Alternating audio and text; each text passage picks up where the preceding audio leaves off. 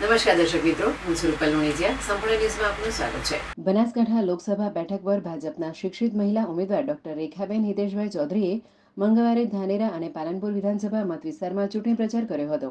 જેમાં સવારે ધાનેરા શહેરમાં ભવ્ય રોડ શો બાદમાં દિવસ દરમિયાન દાંતીવાડા સહિત 5 ગામના લોકસંપર્ક કરી રાત્રે પાલનપુરના ન્યૂ પાલનપુરમાં બેઠક યોજી બનાસકાંઠા જિલ્લાની ઉન્નતિ માટે ભાજપને વોટ આપવા અપીલ કરી હતી.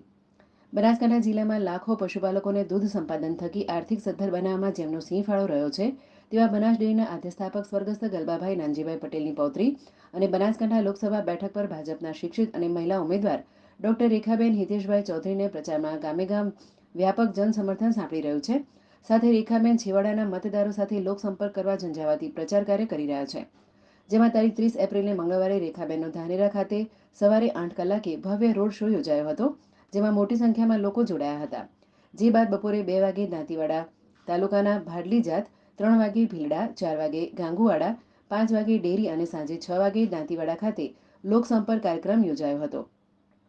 જો કે લોકસંપર્કમાં રેખાબેનનું ગામે ગામ ઉમળકાભેર સ્વાગત કરવામાં આવ્યું હતું અને રાત્રે પાલનપુરના આબુ હાઈવે પર આવેલ ન્યૂ પાલનપુરમાં ગણપતિ ચોકમાં રેખાબેનની ઉપસ્થિતિમાં ભાજપની બેઠક મળશે.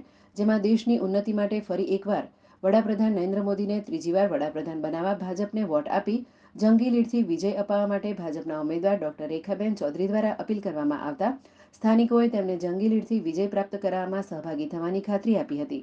જોકે રેખાબેનના રોડ શો, લોકસંપર્ક અને બેઠકોમાં સ્થાનિક ભાજપના આગેવાનો અને કાર્યકરો મોટી સંખ્યામાં જોડાયા હતા.